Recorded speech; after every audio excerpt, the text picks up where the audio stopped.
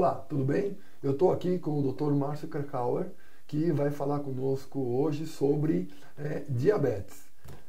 O uso da telemedicina no acompanhamento e tratamento dos pacientes com diabetes, e eu peço para ele se apresentar. Olá, Márcio. Olá, Endrigo.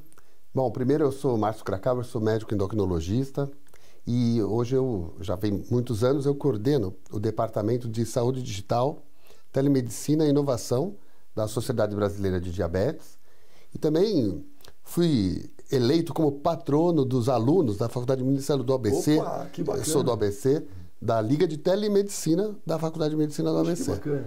Então gosto muito desse assunto de inovação e de tecnologia e estamos aqui para discutir um pouco sobre isso.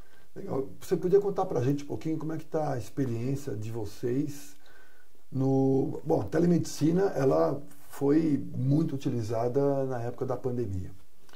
E no Brasil, por conta de regulamentação, a gente não tinha muita experiência dos benefícios que ela poderia trazer na relação médico-paciente. Teve um debate enorme, a gente participou do debate, a APM participou muito da discussão, da regulamentação, tivemos em Brasília, eu, o Dr. Jefferson Fernandes, e os médicos começaram a utilizar bastante a telemedicina.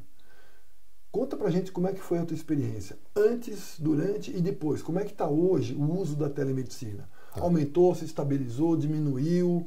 Enfim, o que você pode compartilhar conosco na experiência sua nessa questão? Bom, eu acho que telemedicina a gente já fazia. O meu pai era médico pediatra, ele formou em 60 na Escola Paulista. Quando eu nasci em 60. Já falecido em 2012, mas... E ele fazia telefone medicina, né? Ou seja, a pessoa ligava do mundo inteiro, pediatra, e ele realmente fazia medicina no telefone, como qualquer pediatra deve fazer hoje em dia. É um tipo de telemedicina, né? É uma medicina à distância, não deixa de ser medicina. Uma orientação, febre, ou etc., qualquer medicação. E eu sempre gostei de mexer com tecnologia, e pacientes, eu sou endócrino com diabetes, que viajam, vão morar fora do Brasil, mas não querem ter outro médico. Você morou fora, sabe exatamente como é a medicina para brasileiro, que tem um bom médico aqui e viaja para fora, vai morar fora. É difícil até se encontrar. E o conforto de ter o histórico com o médico, né? De saber aquela relação. Então eu já tinha diversas pessoas com diabetes tipo 1 principalmente, que usam bomba, tecnologia. Difícil achar colegas para acompanhar. E eu fazia essas consultas, ou por Skype, conversava com eles e dava toda a orientação, ligava para o colega de lá para poder organizar. Então, já fazia bastante coisa desse tipo à distância. É isso que chega a pandemia e começa essa história que não tem mais consulta. Então, eu, dentro da SBD, junto com o André Viana e mais uns colegas, a gente formou até um pequeno curso, tipo simplesinho, para mostrar para os colegas como começar a fazer isso.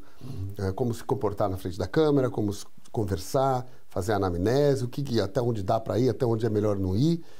E ajudando os colegas a se conectar, a fazer receita online, à distância, o que pode fazer, o que não pode. E ali estava naquele trâmite dessa questão do entendimento no Brasil, onde o governo acabou liberando para todo mundo a telemedicina e ficou para a resolução para depois. Então ficou isso. E aí a pandemia terminando, né? Não terminou, né? Nós estamos vendo hoje ainda bastante, mas a pandemia reduzindo, ficou muita gente que ainda gosta e prefere, por exemplo, quem mora muito à distância e quer conversar com o médico, já não é mais uma barreira tão grande. Então eu tenho pacientes que moram em Belém ou em outro estado e que me identificaram e querem tratar comigo. Isso existe até hoje e parcela da minha clientela que prefere ou um retorno ou uma consulta mais simples, fazer de casa ou não.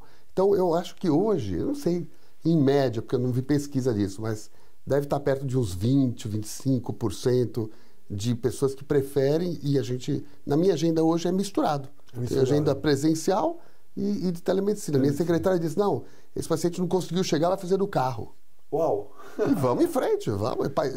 Antes de ontem, era uma filha falando da mãe, a mãe não tem condição, e ela estava acho que estava em Belém mesmo, e dentro do carro dela, ela falou, parei o carro aqui, ficamos quase 1 hora desse jeito, tirei todo o histórico, passando exames, passando as coisas e conseguimos. Antes, sem a telemedicina, provavelmente ela iria cancelar a consulta. Ela nem teria o acesso. Não teria acesso, não chegaria no consultório e perderia a consulta. Exatamente. Agora, deixa eu te perguntar uma coisa da sua prática.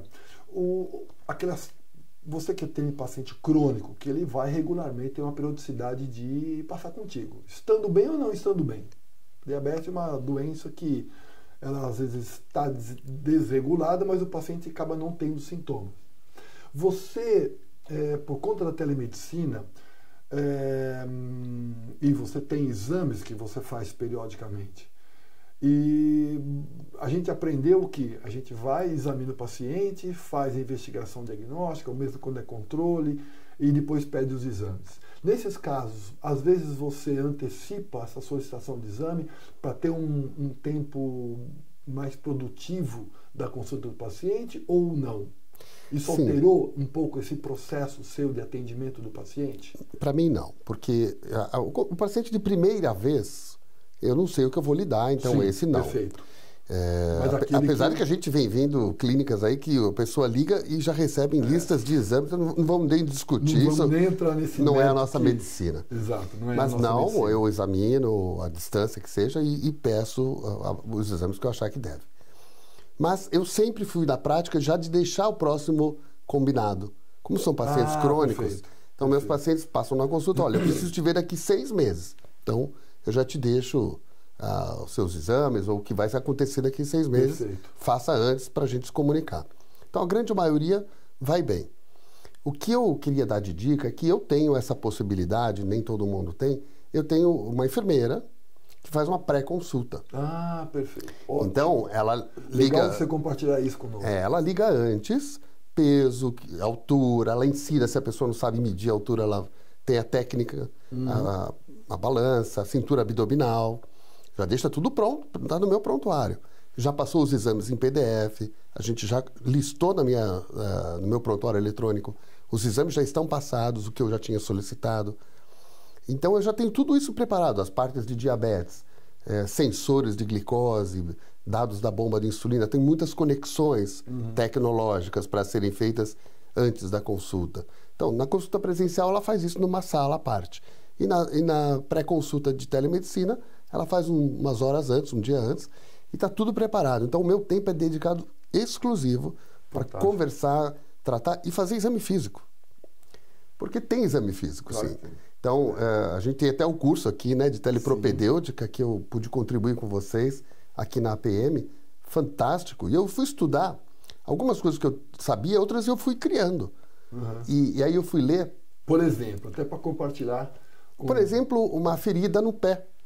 Então, é muito frequente, a gente tem que examinar o pé das pessoas com diabetes. Então, a gente pode tirar a meia, acertar a câmera e examinar completamente o pé, abre os dedos, olha as unhas, vê secura, pode pedir para a pessoa, ensina a pessoa a palpar o pulso pedioso, ver se ela está sentindo, se não tiver, ok, mas dá para fazer um monte de coisas. Perfeito. Mas eu li também que a endocrinologia é uma especialidade feita para a telemedicina. Está escrito isso num paper americano, durante a pandemia. Então, tireoide, a gente pode ajudar no exame de tireoide. Tem uma série de coisas de propedêutica que dá para serem feitas, não tudo, mas como são, em geral, pacientes crônicos, muitas coisas podem ser feitas e a gente consegue ser muito produtivo na consulta de telemedicina na minha especialidade. E quando precisa, claro, tem que chamar o indivíduo, ter a consulta presencial ainda é imbatível. Não sei se você concorda comigo, concordo 100%. mas para mim ainda é imbatível o relacionamento pessoa a pessoa. A gente sempre bateu nessa tecla de que a telemedicina é para casos específicos, casos de baixa complexidade, dificuldade de acesso, mas a medicina presencial é a que a gente recomenda. Uma coisa que eu gostaria para a gente até finalizar, Márcio, é os devices. Esses dispositivos que o paciente coloca no corpo e emite informações para o celular e muitas dessas informações são compartilhadas com o médico. Você tem experiência nisso? É o meu dia a dia. É o dia a dia. Das 7 da manhã à meia-noite. Eu faço exatamente isso, o nosso departamento cuida disso.